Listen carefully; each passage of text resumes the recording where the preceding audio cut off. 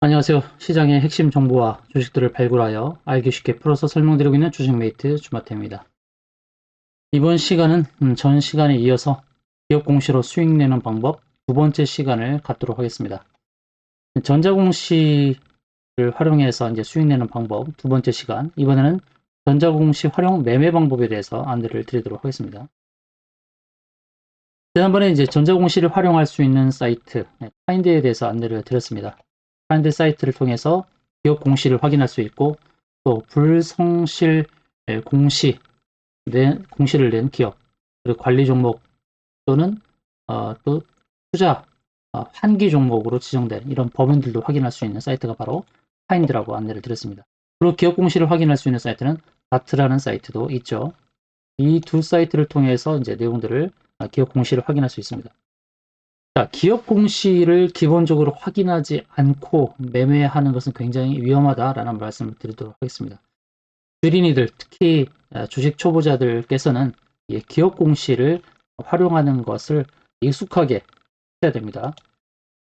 자, 카인드라는 사이트에 들어가서 확인하는 방법 안내드렸죠. 카인드 사이트에 접속을 해서 자, 오늘의 공시 내용 전체에서 더보기 눌러서 해당 날짜에 호재 공시, 악재 공시를 이제 확인하도록 안내를 드렸고, 지난 신번 시간에 이제 호재성 공시는 이러이러하다 말씀드렸죠. 영업실적 증대라든지 사법인 주식 증권 처분, 매출액, 손익구조, 소식구조가 30% 이상 증대하는 변동, 또 주식 소각 결정, 신규 술 투자, 단일 판매 공급 계약, 유상증자, 제3자 비전 유상증자 이런 것들은 호재라고 말씀드렸고, 악재는 이제 추가 상장, 또 추가 BW, 또 매출액들은 손익구조 30%가 감소하는 거죠. 그다음에 파생 상품 거래 손실, 자기 주식 처분 결정, 타인에 대한 채무 부정 이런 것들은 악재성 공시다라고 말씀드렸습니다. 그럼 이 공시들을 가지고 어떻게 활용할지를 안내를 드릴 텐데, 이제 실적 시즌이죠. 이제 지난 작년도 4분기 실적이 발표가 되는 이제 시점입니다. 계속해서 실적들이 나올 것입니다. 그래서 그 실적을 기준으로 매매하는 것도 중요하고, 기업들에 대한 실적을 파악을 하면서 앞으로 이 주식이 오를지 내릴지를 판단을 해야 되는데요. 자, 영업 실적 증대 공시에 나온 종목 카페24라는 종목 하나하고, 또 악재 공시 중에서 파생 상품 거래 손실 공시를 낸 코아스템 이 두 종목을 가지고 매매하는 방법을 안내해 드리도록 하겠습니다. 자, 호재성 공시는 뭐니 해도 실적이죠. 주식이 상승하려면 가장 중요한 것은 그 기업의 실적입니다. 그리고 그 기업 실적, 매출액 증대도 중요하지만 중요한 것은 영업이익입니다. 영업이익의 증대가 왜 중요하느냐? 본업을 가지고 수익을 낸 것이 바로 영업이익이기 때문입니다. 단기순이익보다 중요한 것이 영업이익이죠. 단기순이익은 본업 외에도 다른 이자 수익이라든지 다른 건물을 처분했다든지 이런 것들이 단기순이익에 들어오는데, 영업이익은 실질적으로 그 회사가 영업을 통해서 이익을 벌어들인 것이기 때문에 영업이익이 굉장히 중요합니다. 그래서 영업이익 증대한 내용을 한번 살펴보도록 하고요. 또 악재성 공시 중에서 영업과 관계없는 것, 그것이 이제 파생상품 거래 손실인데요. 이거는 영업과 관계없이 뭔가 파생 거래를 통해서 이익을 거두려다가 손실을 본 겁니다. 그래서 그 이제 코어스템이라는 종목을 하나 가지고 이제 안내를 드리려고 하는데, 파생 상품 거래 손실은 어떻게 보면은 매수의 기회가 될 수도 있다라는 말씀을 드립니다. 왜냐하면 악재를 털어버리고 그때로부터 시작해서 주가가 오르는 경우가 벌어 있기 때문에 이 두 가지 종목을 가지고 안내를 드리도록 하겠는데요. 먼저 이제 카페24라는 종목을 보도록 하겠습니다. 카페24가 이제 2월 25일 날짜에 공시를 냈죠. 카인드라는 사이트에서도 공시를 냈는데요. 이렇게 HTS 상에서도 알 수가 있습니다.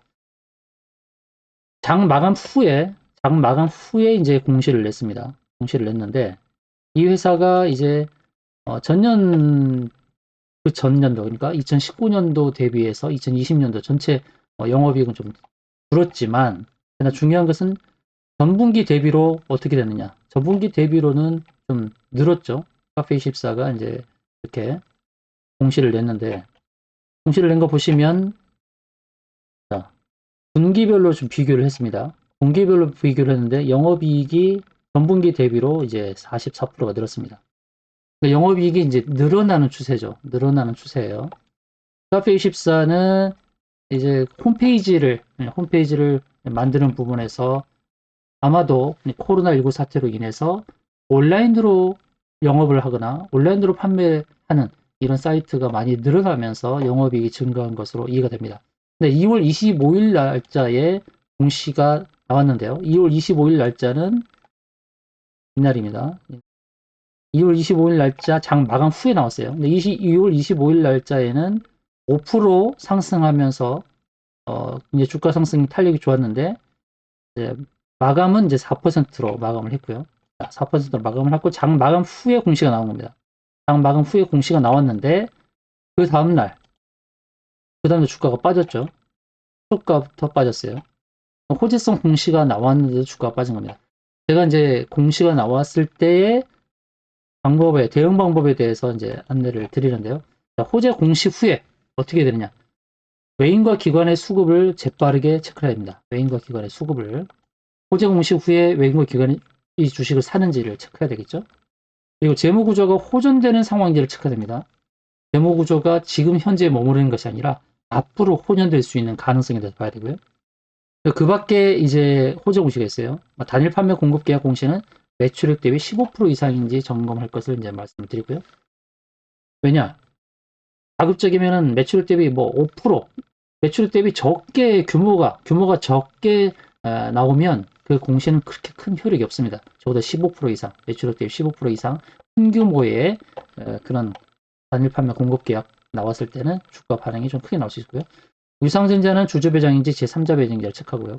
꼭 체크하십시오. 3자 배정이 호재죠. 자사주 매입인지 처분인지에 따라 가격가 갈리겠죠.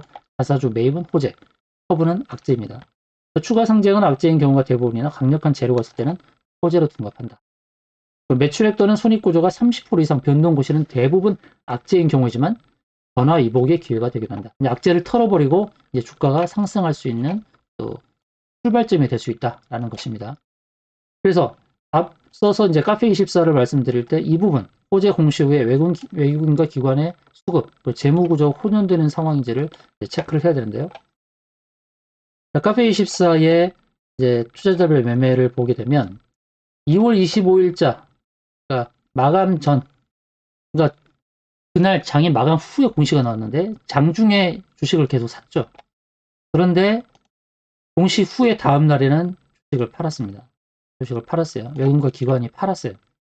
자, 중요한 것은 이 이후의 행보가 중요합니다. 이것이 트릭일 수도 있고, 트릭일 수도 있다는 거죠. 호재성 공시를 내고 개인들이 어리둥절할 때, 아, 파네? 왜 팔지?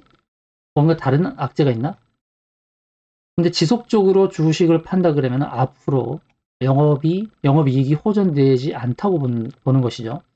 그런데 이 회사의 이제 기업 개요에서의 앞으로의 재무구조 흐름을 보게 되면 올해 영업이익이 181억, 내년도는 307억 이렇게 전망이 되고 있습니다. 자, 중요한 것은 재무구조가 분명히 호전되는 상황이라는 것을 확인할 수가 있죠. 현재 차트를 보게 되면 이런 일봉상에서 하락을 했습니다. 하락을 했는데 제가 볼 때 이것은 절호의 매수 기회가 될 수 있을 것이다 라고 봅니다.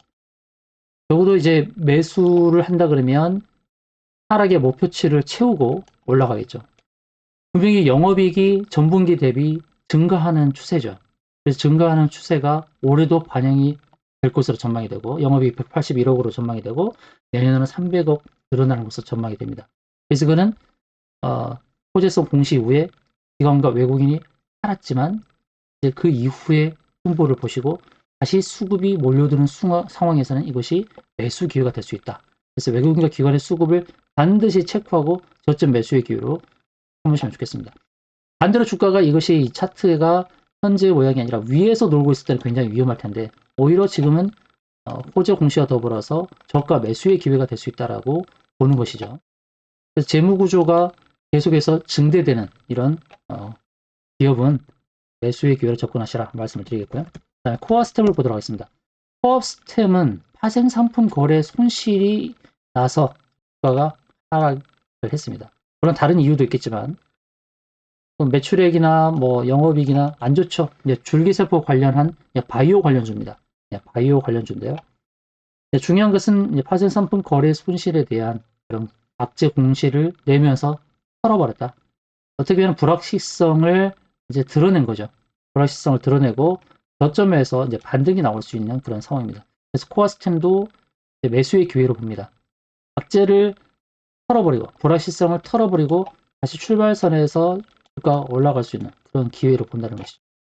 그래서 호재성 공시든 악재성 공시든 그 내용을 잘 봐야 되는데 지금 아까 말씀드렸듯이 악재성 공시의 경우는 주주 배정 유상증자라든지 추가 상장이라든지 또 추가 BW라든지 또는 영업이익이 30% 이상 감소했다든지 이런 실적들이 안 좋아지고 주식수가 늘어나는 것은 정말 안 좋은 악재일 텐데 영업과 관계없는 다른 부분에서 손실이 발생했고 그것을 털어버리는 과정이라고 한다면 이건 또 출발점이 바닥에서부터의 출발점이 될 수 있다라고 보는 것입니다.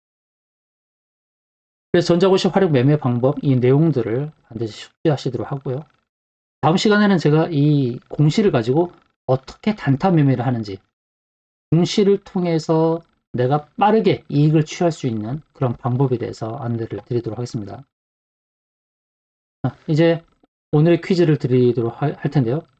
주식수가 늘어나는 공시 중에서 악재 공시가 아닌 것은 무엇인가? 1번 추가 상장, 2번 추가 BW 행사, 3번 주주 배정 유상증자, 4번 제3자 배정 유상증자. 정답을 맞히신 분들에게는 호재성 공시가 예상되는 종목 정보뿐만 아니라 선물로 드리도록 하겠는데요. 아래 링크에 정답을 기재해서 알려주시면 되겠습니다. 앞으로 또 행복한 주식 투자, 또 성공하는 투자가 되기를 바라면서 이상으로 방송을 마치겠습니다. 감사합니다.